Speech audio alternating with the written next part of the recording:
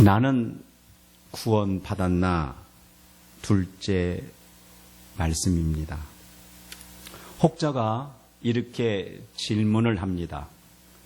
당신은 구원받았습니까? 좀 공격적인 질문이죠. 더 나아가 지금 죽으면 천국 갈 자신이 있습니까? 라고 질문을 합니다. 그러면 우리는 뭐라고 대답을 하지요? 이 대답을 하기 전에 제가 또 다른 질문을 해보고자 합니다. 세리와 창기에게 이 질문을 했다 한다면 뭐라고 대답을 할까요? 아니면 바리새인들에게 똑같은 질문을 했을 때에 뭐라고 대답을 했을 것 같습니까? 누구에게서 더 많은 확신의 답이 나왔을 것 같습니까? 이것은 매우 중요한 질문이 된다고 생각이 됩니다. 세리와 창기들은 감히 저 뒤에 앉아서 고개를 숙이고 얼굴도 못 들며 그들이 하나님께 예배드렸고, 바리새인들은 자기들이야말로 정말 의로운 사람들이라고 예배를 드렸기 때문입니다. 그렇다면 우리 인간이 말하고 있는 나는 구원받았습니다, 지금 죽어도 천국 갑니다, 아니면 그렇게 살아서 어떻게 천국 갈 수 있습니까? 라고 말하는 그 부분들은 어떻게 보면 감성적인 부분이 되고 잘못된 기준이 될 수가 있습니다. 그러므로 기준은 하나님의 말씀에 있다라고 보여집니다. 그래서 오늘은 당신은 구원받았습니까? 나는 구원받았나? 라는 그 내용 중 지난주는 나더러 주여 주여 하는 자마다 다 천국에 들어갈 것이 아니요 하늘에 계신 내 아버지의 뜻대로 행하는 자야 들어가리라 로 말씀을 증거했습니다. 이 내용을 알고자 하시는 분은 유튜브에 들어가셔서 지난주 설교를 다시 한번 음미해 보시면 매우 유익이 되리라고 생각이 됩니다.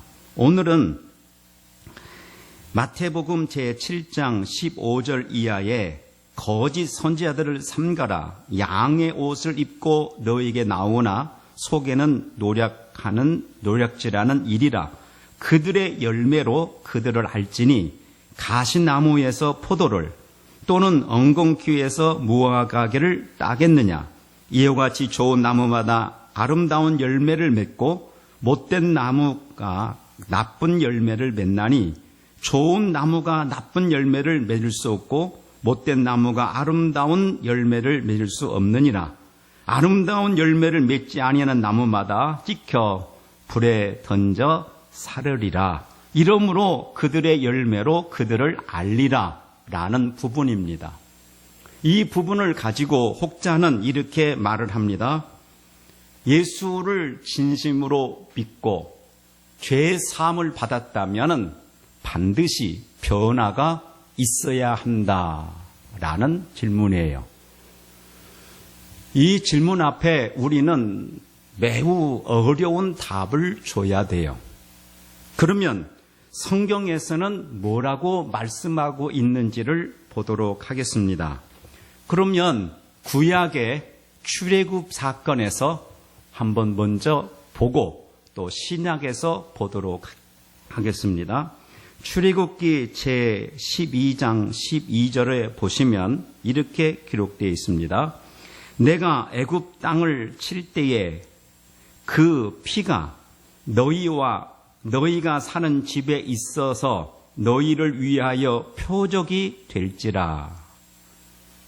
내가 피를 볼 때에 너희를 넘어가리니 재앙이 너희에게 내려 멸하지 아니하리라. 이렇게 기록되어 있습니다. 자, 이 말씀은 나는 구원받았나에 대한 매우 중요한 성경이 됩니다. 다시 제가 한번 봉독하면서 우리가 한번 말씀을 다시 새겨야 됩니다. 여기 성경에 보면은 12절에 내가 그 밤에 애굽 땅에 두루 다니며 사람이나 짐승을 막론하고 애굽 땅을 치에 있는 모든 처음 난 것을 다 치고 애굽 땅의 모든 신을 내가 심판하리라. 나는 여호와라. 그러시고 13절에 내가 애굽 땅을 칠 때에 그 피가 너희가 사는 집에 있어서 너희를 위하여 표적이 될지라. 뭐가 표적이 돼요? 피가 표적이 된다고 했습니까? 그 속에 들어있는 사람이 변화가 되었나 안 되었나를 본다고 했습니까? 그 속에 있는 사람은 아무런 관계도 대상도 안 된다. 그 문주 좌우 임방에 피가 있으면 표적이 되리라. 피가 없으면 표적이 안 된다라고 말씀하고 있습니다. 성경의 기준입니다.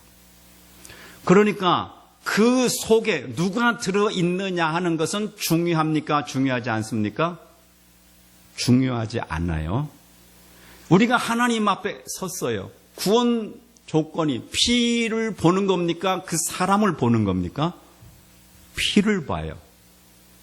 그러니까 예수 믿으면 변화를 받아야 진짜 믿은 거다라는 말에 있어서 굉장히 어필하는 말이지만 그것이 자칫 잘못하면 예수의 피 플러스 알파가 될 수가 있습니다.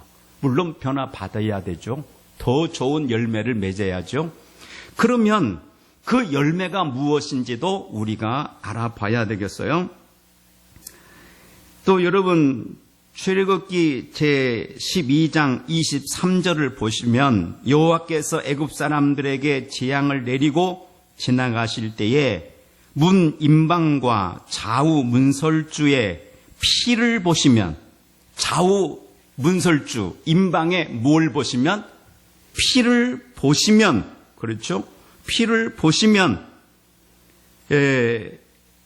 여호와께서 그 문을 넘으시고 그 여호와께서 그 문을 넘어가 주신다 그런 말씀입니다. 그러니까 우리 그리스도인들에게 예수의 피가 있으면 넘어가고 예수의 피가 없으면 못 넘어간다. 그걸 유월한다 그런 말이에요. 오늘 신약으로 와서 구원받는다 그런 뜻입니다. 그러니까 예수의 피가 있느냐 없느냐가 중요한 것입니까? 그 사람이 예수 믿고 변화됐다는 플러스 알파가 있어야 되는 겁니까? 플러스 알파가 있으면 구원에 있어서 무조건 복음에 흐려지는 겁니다. 그러니까 성경은 그 피를 보고 지나가시겠다라고 말씀하고 계시는 겁니다. 그러면 예수 그리스도가 나의 구주이시고 나를 죄에서 구원하신 분이시고 그분은 나의 주이시며 하나님의 아들이시라고 내가 믿는 그 믿음으로 그 믿음이 예수의 피가 발라져 있는 그것이 하나님의 심판과 구원의 조건이다. 여기에서 플러스 알파 해도 안 되고 마이너스 알파 해도 안 된다 하는 거예요. 그런데 이 세상에 있는 모든 것들이 다 이 세상의 것으로 할 수가 있는데 하나님의 것으로만 할 수 있는 게 있습니다. 그게 뭐냐? 출애굽할 때 보세요. 첫째 재앙, 둘째 재앙, 셋째 재앙, 넷째 재앙, 다섯, 여섯, 일곱, 여덟, 아홉 재앙을 하고 해도 출애굽이 안 되었습니다. 이 말씀은 이 세상의 모든 걸 다 동원해도 뭐예요? 불가능하다. 구원은 오직 하나님께로만 되어진다. 그 하나님께로만 되어지는 게 뭐냐면 예수의 피로 양을 잡아서 예수의 피로만 된다라는 것이 성경입니다. 그러면 오늘 신약으로 가봅시다. 예수님께서 질문했죠. 사람들이 인자를 누구라 하더냐? 세례 요한이나 엘리야나 선지자 중에 하나라 하더이다. 그럴 때에 예수님께서 그러면 너희는 나를 누구라 하느냐 할 적에 베드로가 주는 그리스도시요 살아계신 하나님의 아들이십니다 라고 고백을 했지요. 그때 예수님이 이렇게 말씀했습니다. 바요나 시모나 내가 복이 또다. 내게 알게 하니는 혈육이 아니요 하늘에 계신 내 아버지시니라 라고 대답을 하셨어요. 그러면 오늘 이 성경에서 하나님께로만 나오는 것이 있습니다. 그게 뭐냐? 예수님이 나의 죄 때문에 십자가에서 죽었다는 사실이 믿어지고 그분이 나의 주인이신 것이 믿어지고 예수님은 전지전능한 하나님의 아들이심이 마음에 믿어지는 것은 사람으로 말미암은 것이 아니요 하나님께로부터 말미암은 것이다. 그런 뜻입니다. 그러므로 여러분 이 두 가지 이 세상에서 새 생명을 주는 것은 예수의 피로만 된다. 그리고 그것이 믿어진다. 이것은 사람으로 만들어진 것이 아니라 하나님께로부터 온 것이다. 이렇게 성경은 말씀하고 계십니다. 사랑하는 성도 여러분, 주님이 이렇게 말씀했죠. 이 물을 먹는 자마다 다시 뭐하리라? 목마르지만은 내가 주는 물을 먹는 자는 영원히 목마르지 아니하리라.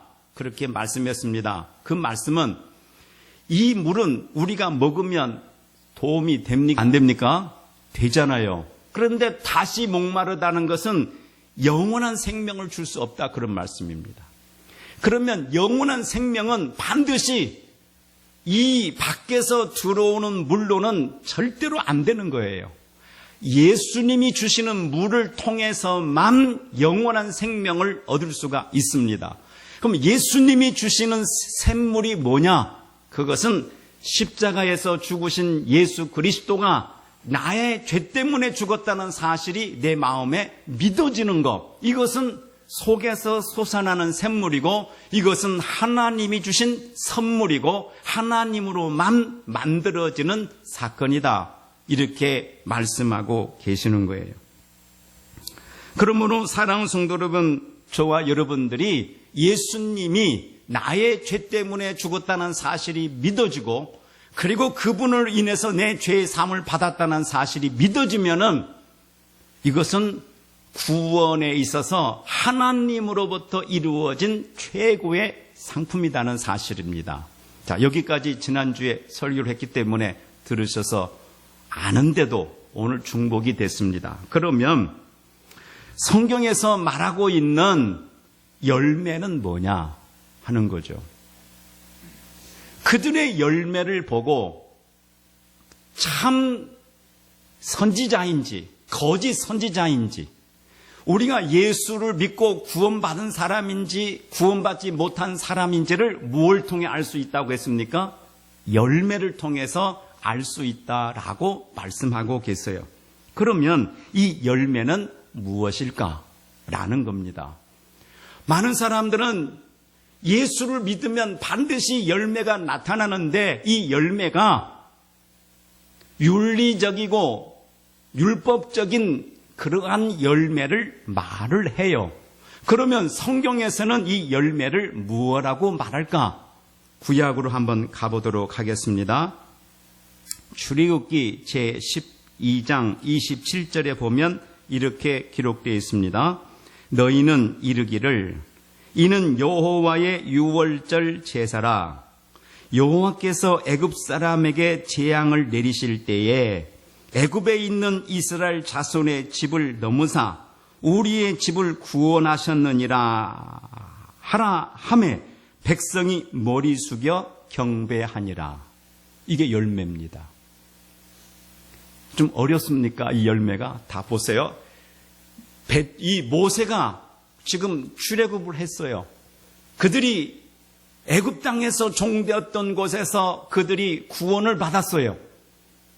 그런데 그 모세가 하는 말이 뭐냐면 이스라엘 자손의 집을 넘으사 우리의 집을 구원하셨느니라. 그때 백성이 머리 숙여 경배했습니다. 이것을 열매라 그래요.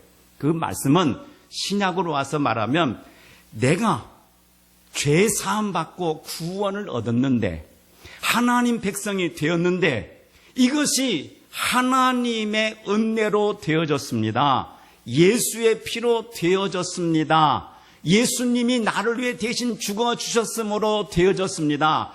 하나님께서 나를 사랑하셔서 예수님을 이 땅에 보내주시고 그 예수 그리스도가 나를 위해 죽어주셨으므로 되어졌습니다. 라는 것으로 하나님을 경배하는 것을 열매라 이렇게 말씀하고 있는 겁니다.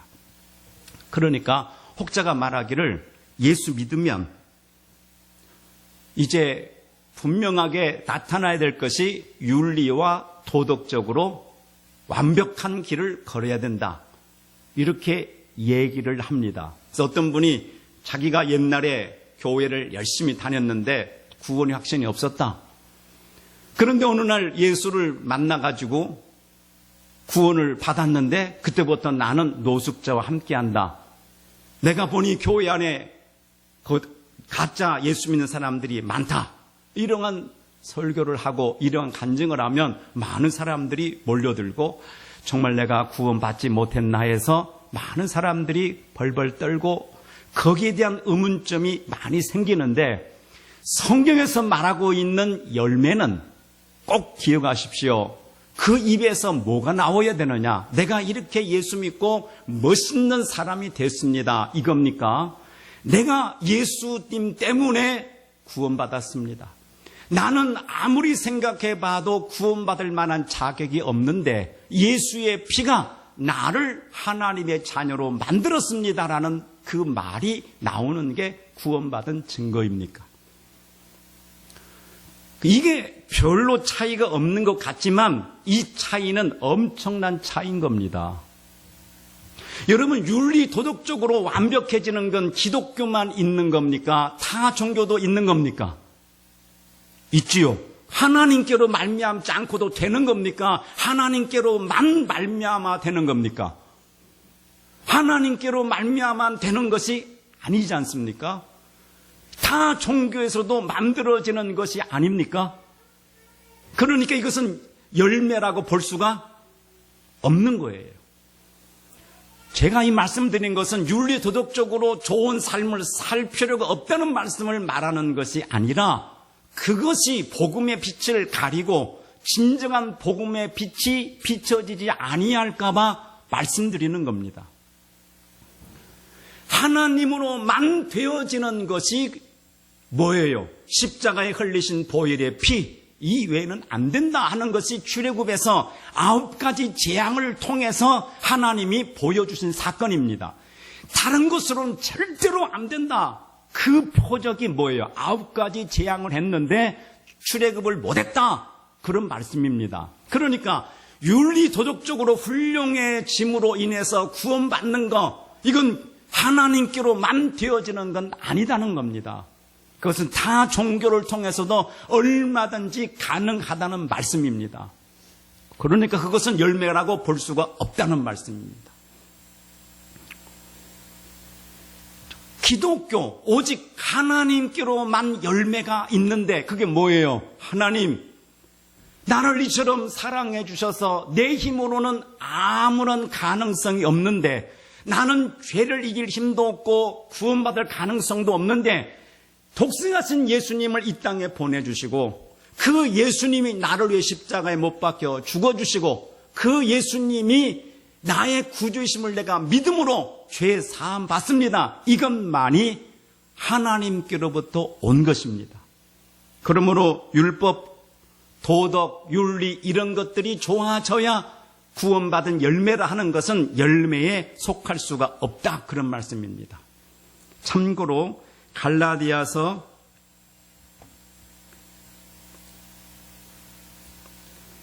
3장 24절 한번 보도록 하겠습니다. 갈라디아서 3장 24절에 보면 이런 말씀이 있습니다. 이같이 율법이 우리를 그리스도께로 인도하는 초등교사가 되어 우리로 하여금 믿음으로 말미암아 의롭다함을 얻게 하려 함이라. 율법은 초등교사라. 믿음은 완벽한 하나님의 의를 이루는 것이다. 그러나 율법이 와서 내가 죄인이라는 것을 깨닫게 하는 초등학문이고, 그러므로 내가 죄인이구나라는 것을 깨달아서 내가 구원받을 길이 무엇인가라고 생각할 때에 구원은 예수의 피로 얻는구나 하는 것이 구원이고, 그러니까 성경에서는 율법을 뭐라고 말씀하고 있어요? 초등학문이라 이렇게 말씀하고 있는 거예요. 25절에 믿음이 온 후로는 우리가 초등교사 아래 있지 아니하도다. 그런데 교회에 오면 전부 무슨 얘기를 합니까? 예수 믿는 사람은 이렇게 살아야 되고 이렇게 살아야 되고 이렇게 살아야 되고가 모두가 다 다시 어디로 가는 거예요? 초등학문으로 다시 가는 그러한 일들이 교회 안에 일어나고 있습니다. 그러니까 예수를 믿는데 고민이 생기는 거예요. 무슨 고민이 생깁니까? 그리스도여, 오늘 또 당신의 피를 의지해서 나갑니다. 이것보다는 바로 살지 못하고 하나님 뜻대로 살지 못하고 윤리 도덕적으로 허물어지는 자기 자신을 교회에 와서 그것을 어떻게 해보려고 애를 쓰는 신앙으로 바뀐다, 이 말씀입니다. 그러니까 이것이 다시 어디로 돌아가는 겁니까? 다시 초등학문으로 돌아가는 일이 생겨나고 있다, 그런 뜻입니다. 갈라디아 4장 3절에 보면 이렇게 기록되어 있습니다. 이와 같이 우리도 어렸을 때에 이 세상의 초등학문 아래에 있어서 종노릇 하였더니, 과거에 예수 믿기 전에 여러분 초등학문 아래에 있었더니 이렇게 말씀하고 있어요. 때가 참에 하나님이 그 아들을 보내사 여자에게 나게 하시고 율법 아래에 나게 하신 것은 율법 아래에 있는 자들을 속량하시고 우리로 아들의 명분을 얻게 하려 하심이라. 우리를 예수 그리스도의 피로 하나님의 아들로 만들어 놓게 하기 위한 징검다리 역할을 누가 했습니까? 율법이 했습니다. 그러면 이제 어떻게 해야 되느냐? 9절 보세요. 이제는 너희가 하나님을 알 뿐 아니라 더욱이 하나님이 아신 바 되었거늘 어찌하여 다시 약하고 천박한 초등학문으로 돌아가서 다시 그들에게 종노릇하려 하느냐? 예수 믿고 구원 받았는데 다시 초등학문으로 돌아가서 율법을 지키고 이래야 구원 받으니까 이걸 어떻게 해보려고 애를 쓰는 이러한 일들을 우리가 해서는 안 된다. 다시 초등학문으로 돌아가서는 일을 해서는 안 된다. 그렇게 성경은 말씀하고 있어요. 그럼 왜 이런 일들이 자꾸 교회 안에서 어필이 되고 또 이런 간증을 하는 사람들이 사람들에게서 인정을 받느냐? 이유가 있습니다. 기독교의 타락이죠. 그래서 기독교의 초등학문이 이제는 어필되는 시대가 되어가고 있어요. 그럼에도 불구하고 우리는 기독교의 타락 또 초등학문으로 돌아가는 이 두 가지에 속하면 안 되는 겁니다.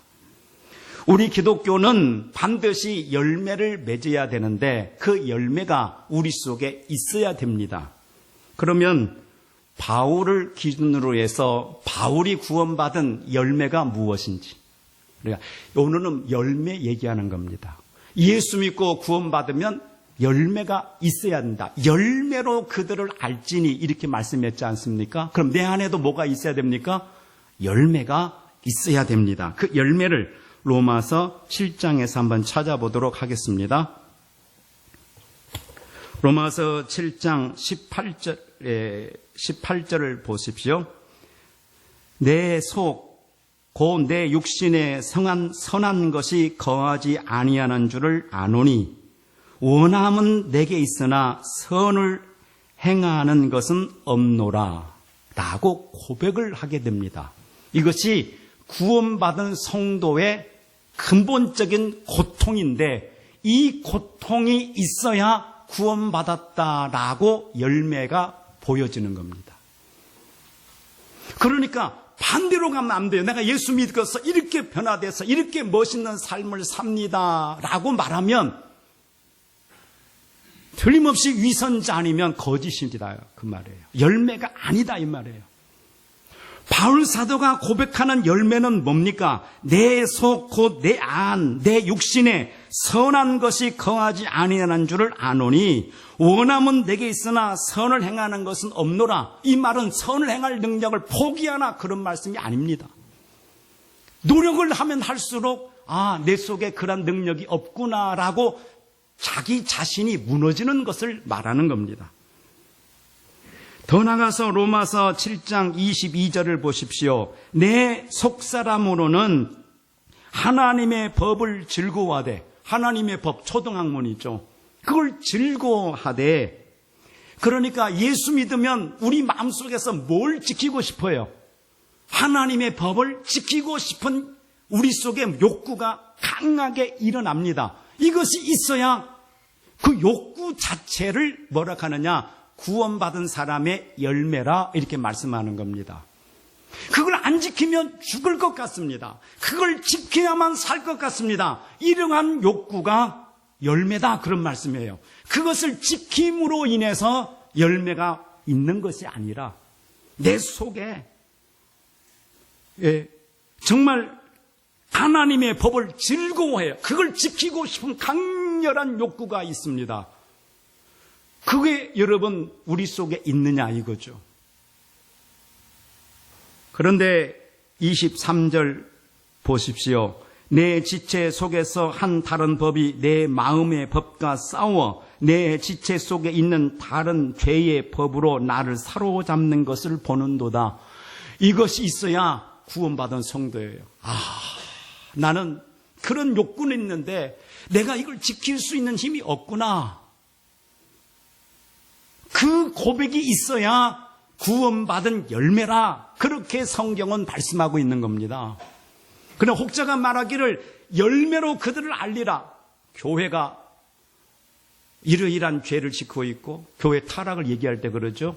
성직자가 이러이러한 죄를 지키고 있고 무슨 좋은 집에 살고 뭐 승용차를 뭐 어떤 걸 하고 뭐 윤리적으로 잘못되어 있고 이런 걸 기준으로 해서 교회를 이렇게 얘기하면서 나는 이렇게 사니까 여러분 구원받은 사람은 이렇게 사는 것이 옳습니다. 그러면 둘 다 잘못된 겁니다. 타락한 기독교도 잘못된 거고 윤리, 도덕, 초등학문으로 돌아가는 것도 잘못된 겁니다. 성경이 말하고 있는 바는 나는 구원받았는데 바로 살고 싶다. 그런데 내 속에는 선을 행할 능력이 없구나 라고 고백하는 거, 이것이 우리 속에 있느냐 하는 거예요. 그리고 그는 고백합니다. 로마서 7장 24절에 오호라 나는 곤고한 사람이로다. 이 사망의 몸에서 누가 나를 건져내랴. 이 탄식. 참 곤고하구나. 정말 나는 어떻게 할 줄 모르는 곤고한 사람이구나. 이 몸이 죄를 좋아하는구나. 이 사망의 몸에서 내가 어떻게 해야 이것을 할 수 있을까? 이 몸에서 내가 어떻게 해야 방법이 있을까? 이 엄청난 마음속의 싸움, 이걸 선한 싸움이라 그래요. 이 선한 싸움이 우리 가슴 속에서 막 요동치며 있어야 그게 열매라 그런 뜻입니다. 이 열매 있느냐 이거죠. 그러면서 열매의 꽃이 있어요. 이 열매의 꽃이라면 이상하지만 열매의 최고봉. 로마서 7장 25절에 우리 주 예수 그리스도로 말미암아 하나님께 감사하리로다. 그게 무슨 말씀이에요?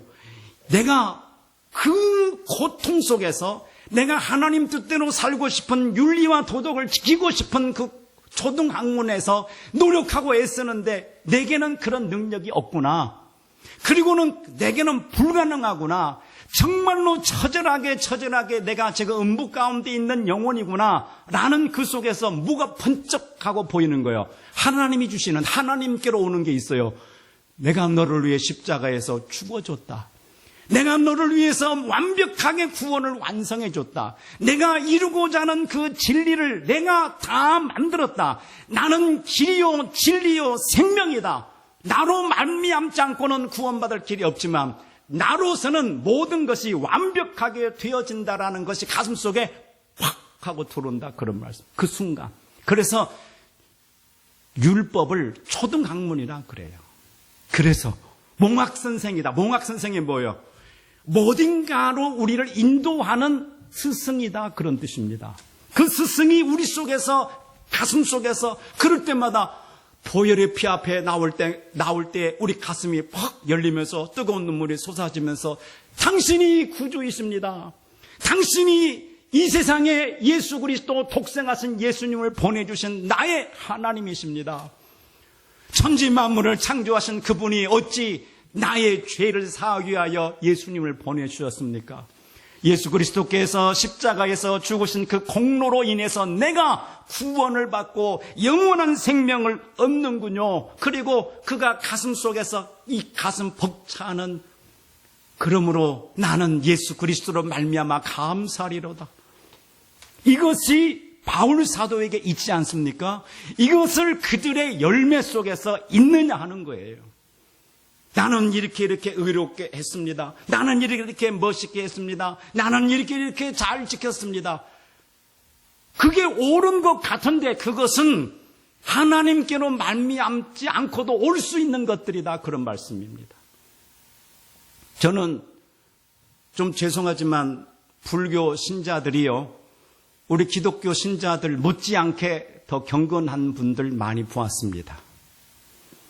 착한 일 우리보다 더 많이 하신 분들 많이 보았습니다. 그 하나님께로 온 걸까요? 아니지 않습니까?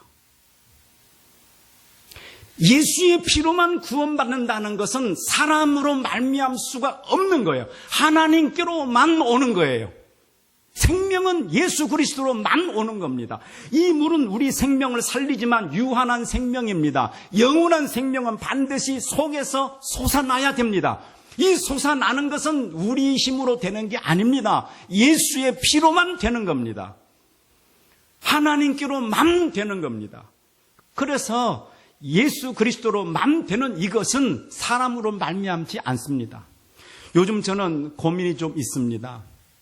제 주변에 제가 사랑하는 두 분이 계시는데 병이 중해요.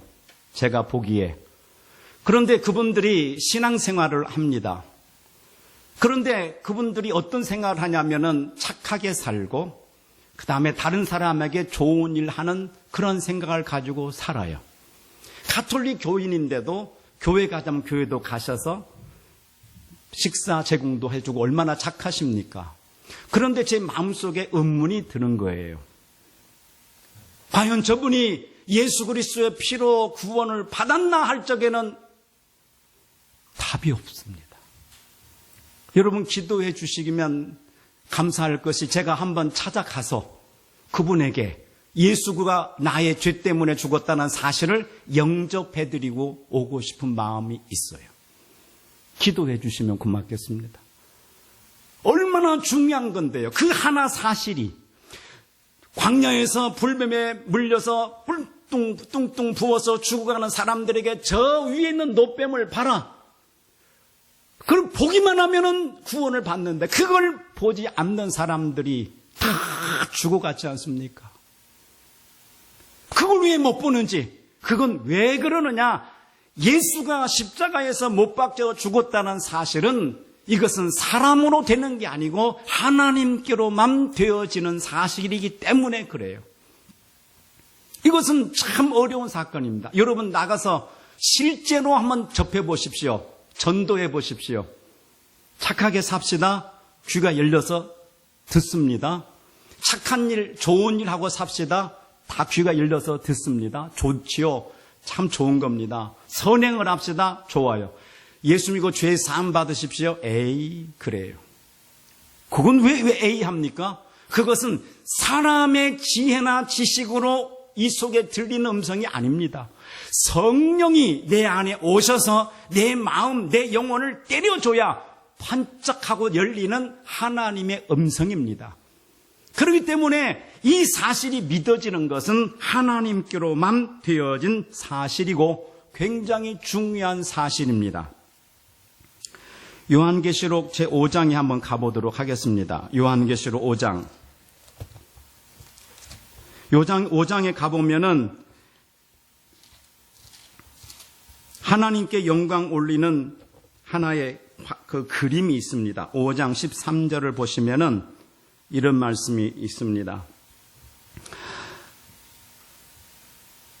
내가 또 들으니 하늘 위에 땅 위에와 땅 아래와 바다 위에와 또 그 가운데 모든 피조물들이 이르되 보호자에 앉으신 이와 어린 양에게 찬송과 존귀와 영광과 능력이 세세토록 돌릴지어다 하매 이렇게 말하고 있습니다. 보호자에 앉으신 이에게 뭐가 있어요? 찬송과 존귀와 영광과 능력이 세세토록 돌릴지어다. 이게 천국의 모습이에요. 우리 천국에 가면 누구에게 영광을 돌려요? 예수 그리스도에게 영광을 올려요. 그런데 그 올릴 적에 1번 하나님 제가 예수 믿고 이렇게 참 멋진 생활을 하다 왔습니다. 그리고 영광을 올릴까요? 아니면 하나님 나는 이 세상에서 버림받아 마땅하고 아무런 능력도 없었는데 당신의 피로 구원받았습니다. 당신이여 영광을 받으소서 후자입니까? 그 질문과 함께 이 성경을 다시 한번 보세요. 또 들으니 하늘 위에와 땅 아래 바다 위에와 또 그 가운데 모든 피조물이 이르되, 그러니까 얼마나 많은 피조물이 이르되 본 보호자에 앉으신 이와 어린 양, 예수님을 뭐라고 표현했어요? 어린 양. 이 어린 양이 누구입니까? 출애굽할 때에 피를 묻힐 때에 그 어린 양, 그 피를 보면 넘어가는 그 어린 양, 그 어린 양에게 찬송과 존귀와 영광과 능력을 세세토록 돌릴지어다라고 말씀하고 있어요. 이것이 뭐냐면 그리스도인의 열매입니다. 하나님, 당신이 나를 위해 십자가에 못 박혀 죽도록 예수 그리스도를 이 땅에 보내주셨어요. 그분이 나를 위해서 죽어주심으로 내가 이같이 되어졌습니다라는 것은 하나님으로만 되어지는 거고, 이것이 하나님께 영광과 존귀와 이런 모든 것을 찬송을 올려드리는 아름다운 사건이라고 말씀하고 있어요. 14절에 보면 내 생물이 이르되 아멘하고 장로들은 엎드려 뭐하더라? 경배하더라. 내가 이렇게 멋있게 살았습니다. 그럴까요? 내가 예수 믿고 이렇게 많은 일을 했습니다. 이런 걸까요? 아니죠. 반대죠. 반대. 그 반대라고요. 저는 무슨 재정이라는 책을 읽고 처음에는 대단하다 생각했어요. 여러분 혹시 아는지 모르겠어요. 또 어떤 분이 과거에 교회 다니다가 교인들이 막 싸움하는 걸 보다가 교회 하나님 없다 생각했다. 어느 날 은혜를 받고 노숙자에서 함께 산다 그래서 위대하게 봤어요. 성경을 들여다보니까 그 인간의 의, 성경에는 초등학문, 그건 구원의 어떤 열매가 아닌 것을 발견했어요. 성경은 우리들이 하나님의 은혜, 그리스도의 은혜, 예수 그리스도의 은혜를 뭐 하는 거예요? 찬양하는 거예요. 나는 뭐 하는 거예요? 한없이 무너지는 거예요. 내 힘으로는 불가능한데 그리스도가 나를 위해 십자가에 죽으셨다는 사실을 날이 갈수록 뭐예요? 선명해지는 거예요. 시간이 흐를수록 그리스도만이 구원자라는 사실이 우리 가슴 속에서 올라오는 것, 이것을 뭐라고 합니까? 열매라 이렇게 말씀합니다. 여러분 집에서 쉬는 시간이 있으면 찬양을 많이 들으시죠? 저도 한 주간 내내 설교 준비하고 찬양 듣고 찬양을 합니다. 근데 찬양 가사 하나를 제가 소개해 드리겠습니다. 주여 우린 연약합니다. 우린 오늘 힘겨워합니다. 주 뜻 이루며 살기엔 부족합니다. 우린 연약합니다. 주여 우린 넘어집니다. 오늘 하루 또 실수합니다. 주의 공료를 구하는 죄인입니다. 우린 주만 바라봅니다. 한없는 주님의 은혜 온 세상 위에 넘칩니다. 가릴 수 없는 주 영광 온 땅 위에 충만합니다. 주님만이 길이오니 우린 그 길을 따라갑니다. 그날에 우리를 이루실 주는 완전합니다. 오늘 설교의 내용이 이 찬양에 많이 함축되어 있어서 소개해드리고 같이 이 찬양을 하나님께 영광을 올리고자 합니다. 다 함께 찬양 드리겠습니다.